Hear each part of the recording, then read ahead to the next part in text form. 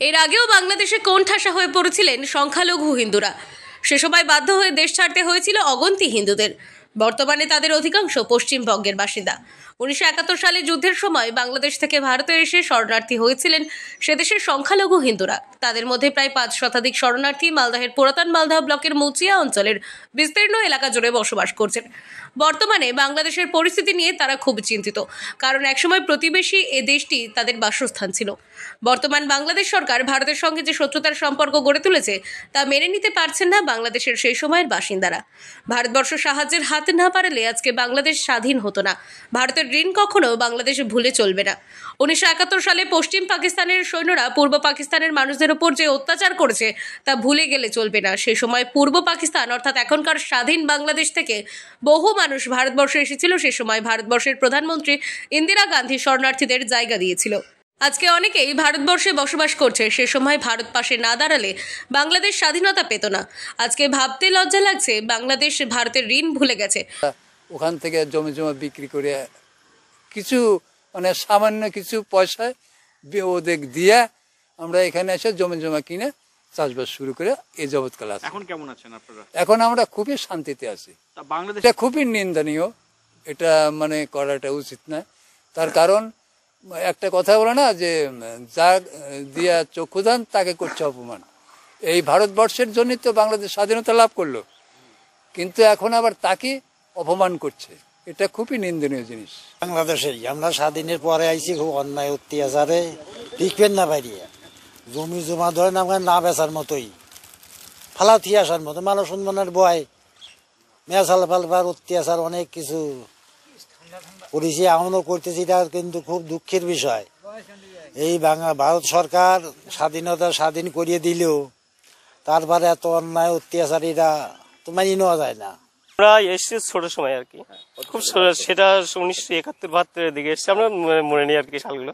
এখন কেমন আছেন? এখন আমরা ঠাকুরে খুব ভালো লেগেছে আমাদের, সেটা আমাদের প্রধানমন্ত্রী যে হস্তে কৃপাতে বা যা অর্থনৈতিক দিকে, সামাজিক দিকে, রাজনৈতিক দিকে আমরা সমস্ত দিকে ভালো আছি আর কি।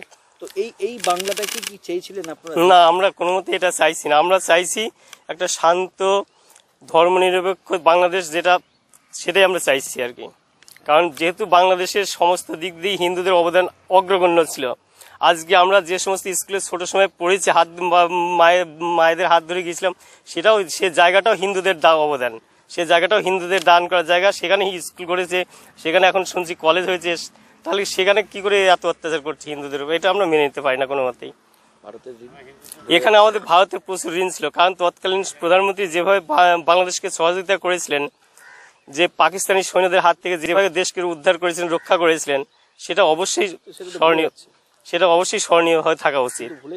কিন্তু অকৃতজ্ঞ মানুষ বর্তমান যে ইউনিট সরকার আছেন বা যাদের ইন্ধন নিয়ে তিনি এই কাজগুলো করছেন, এটা কোনো মতেই আমরা মেনে নিতে পারি না একজন বাঙালি হিন্দু হিসেবে। বর্তমান বাংলাদেশ সরকার মির্জাফর ভূমিকা পালন করছেন, এমনটাই মনে করছে সে দেশের সেই সময়ের শরণার্থী বর্তমান ভারতের বাসিন্দারা। অশান্ত ওপার বাংলা আক্রান্ত হিন্দুরা ইতিমধ্যেই ভারতবর্ষ জুড়ে প্রতিবাদ হচ্ছে। হিন্দুরা সনাতনীরা রাস্তায় নেমে প্রতিবাদ করছে। মালদা জেলার পুরাতন মালদা ব্লকের মুচিয়া অঞ্চলের সিন্ধিয়া, কৈলাসপুর, চরলক্ষ্মীপুর, মোহনবাগান, নজরপুর এলাকাগুলিতে প্রায় 500 পরিবার 1971 সালে বাংলাদেশ ছেড়ে তারা ভারতে এসেছিলেন। সে সময় এখনও তারা বসবাস করছেন। তৎকালীন ভারতের প্রধানমন্ত্রী ইন্দিরা গান্ধী তাদের এখানে বসবাস করার জন্য অনুমতি দিয়েছিলেন, নাগরিকত্ব দিয়েছিলেন। আজকে তারা ভালো আছেন। বর্তমান বাংলাদেশের যে অস্থিরতা চলছে, যে অশান্তির পরিবেশ চলছে, হিন্দুদের সংখ্যালঘুদের ওপর যে আক্রমণ হচ্ছে, তা মেনে নিতে পারছেন না। তারা প্রতিবাদ করছেন। বর্তমান ইউনূস সরকার যে হিন্দুদের সনাতনীদের ওপর অত্যাচার করে চলেছে, তা অবিলম্বে বন্ধ করার দাবি জানাচ্ছেন। 1971 সালে যখন গন্ডগোল হয়, তখন এই ভারত সরকার মিলিটারি ওই বাংলাদেশের মিলিটারির জন্য অসুবিধাতে পাকছে না দের জন্য আমরা এখানে ভয় পালাইছি। এখানে এসে আমাদের ইন্দিরা গান্ধী খাবার দাবার সব কিছু দিয়েছে, ঘর বাড়ির মতন করে দেওয়ার মতন দিয়েছে। আপনারা ওখানে কোন জেলায় থাকতেন? আমরা পাবনা ডিস্ট্রিক্ট। সেই সময় হিন্দুদের প্রতি অত্যাচার, কত মালান বেলা গাল দিত, মালান বেলা মারতো, কত লোকের প্রাণ হারাইছে, কত লোকের অত্যাচার করেছে, বউ বেটিকে গন্ডল করেছে। কারা করেছে? পাকছে না। তখন আপনারা কি করলেন? তখন আমরা ভয় পালা চলে আসি, আচ্ছা ইন্দিরা গান্ধীর দেশে আসলাম। তখন এনে আমাদেরকে জায়গা দিল, খাবার দিল, শরণার্থী হিসেবে ক্যাম্প বসালো, হাজার হাজার লোক খাওয়া দাওয়া বাঁচালো। তখন সে কথা ভুলে গেছে বন্ধুরা। তো আবার তো বাংলাদেশে অশান্তি হচ্ছে আবার অশান্তি হচ্ছে, এখন তো আবার ওই অত্যাচার চলছে হিন্দুদের। হিন্দুদের প্রতি অত্যাচার, বাড়ি ঘর ভেঙে সব চুরমার, হুমদের ভেঙে অত্যাচার করে সব মারামারি ধরাধরি করতেছে, কত লোকের প্রাণ যাচ্ছে। এখনো ভারতবর্ষকে খাওয়া বাঁচাইছে, তার প্রতি ঋণ পাচ্ছে।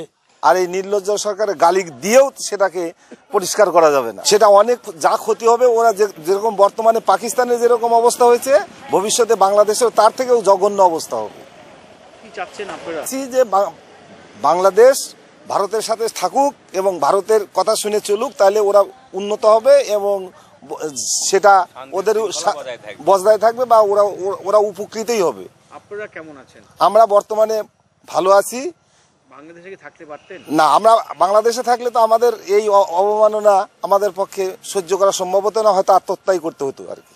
কত সালে এসেছেন আপনারা? আমি আমরা আমাদের এখানে যারা আছেন তারা মোটামুটি 71-এর পর, অর্থাৎ 80, 82 বা 75, 76 বা 88 এই সময় আসছে। তারা এখন খুব শান্তিতে আছে। আমাদের এখানে যারা আমরা আছি প্রায় 400-500 ঘর।